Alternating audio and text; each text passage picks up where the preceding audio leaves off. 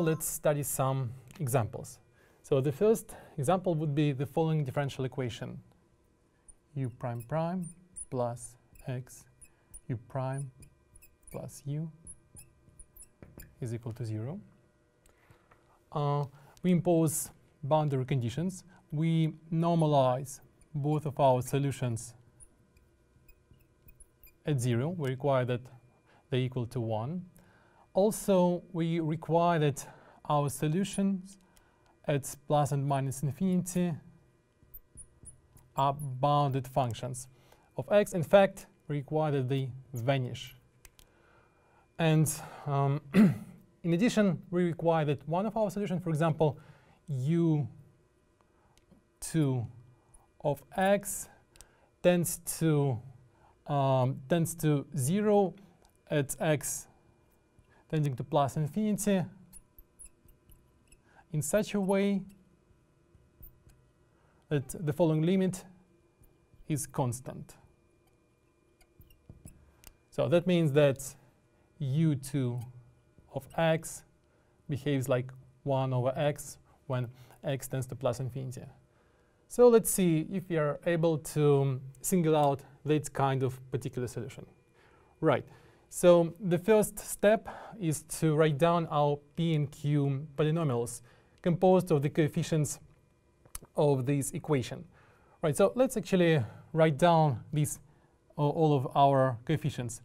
a2 is equal to 1, b2 is equal to 0, a1 is equal to 0, and b1 is equal to 1, and finally a0 is equal to 1, and b0 is equal to 0. Right, so here is our p polynomial, and it's equal to t squared plus 1. Q polynomial is simply t. Now we perform the integration p over q, which is simply t dt, which gives us, it's t squared over 2 plus log of t. And finally, we write down our functions, which fix the structure of our solution. So z function is e2, as you remember, p over q dt 1 over q, which is e2 t squared over 2 times t over t. So it's e2 t squared over 2. Right. Now v function is basically z function times q and times e2 xt. So it's simply e2 x t plus t squared over 2. Right. So, multiplied by t. So now we are ready to actually try to figure out what the contour of our contour integral is going to look like.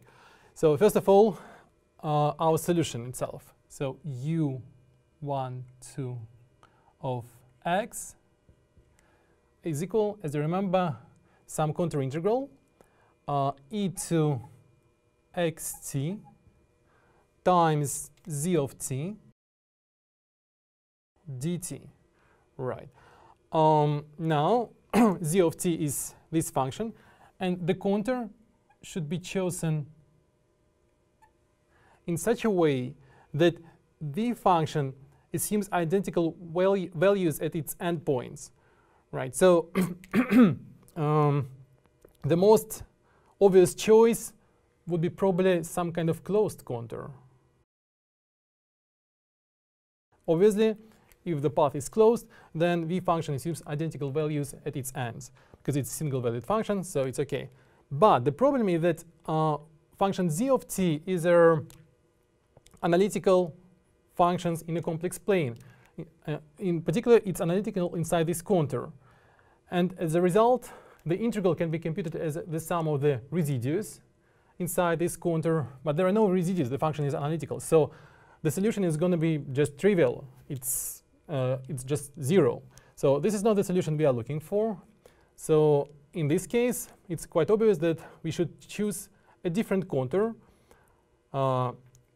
It should have open ends. And now the question is where we should position that open ends.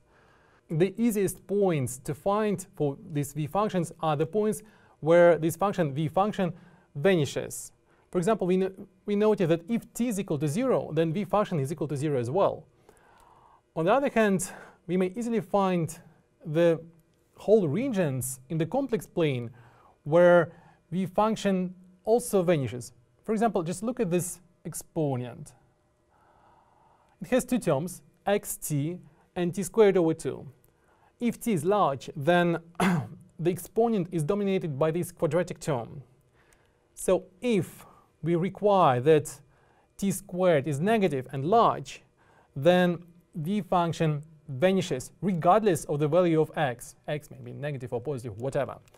So what we require is that we seek for the distant regions in a complex plane of the argument t, such that the real part of t squared is negative. All right? So let's actually solve this elementary trigonometric equation. So t is equal to rho to e to I phi, and the real part is going to be proportional, the real part of t squared is going to be proportional to cosine of 2 phi. So cosine of 2 phi is negative. All right. So now, and the solution is 2 phi. 2 phi is stretches from pi by 2 to 3 pi by 2 plus 2 pi n. And these are our regions.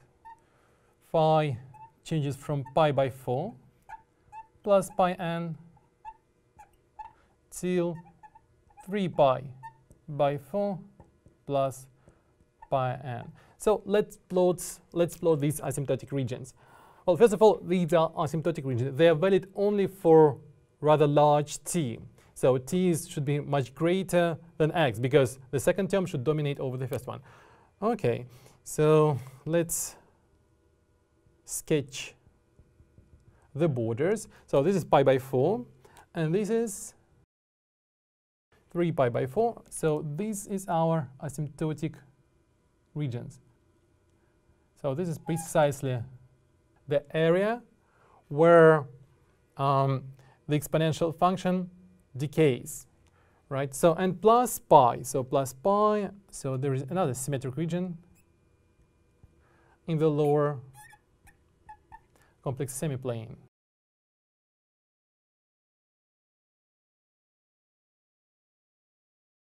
Pi by 4.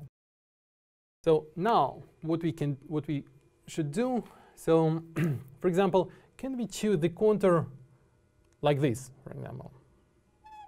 So it starts at infinitely distant point and ends at the same allowed region.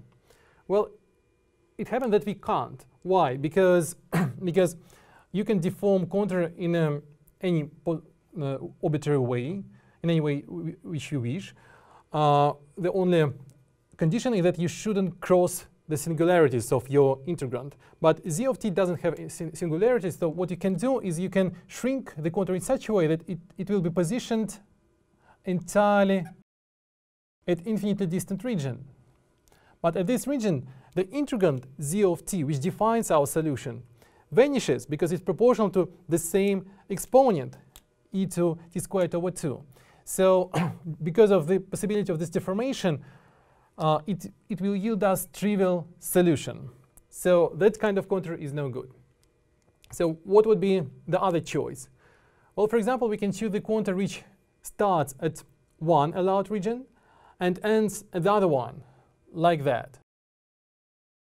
Then it can't be deformed so like that, right? So always there is a piece which goes here, so where the integrand is significant, so it doesn't vanish. So that kind of contour will yield us finite non-trivial solution. So we'll call it C1. And the other possibility would be the contour. For example, we mentioned before that v function vanishes at point t is equal to 0. So why don't we just start our integration path here and stretch it to infinity in the upward direction, like that. So that would be the second possible contour. So now we have two linear independent contours. Both of these contours, they can't be smoothly deformed into one another. So they actually define two linear independent solutions of the second order differential equation.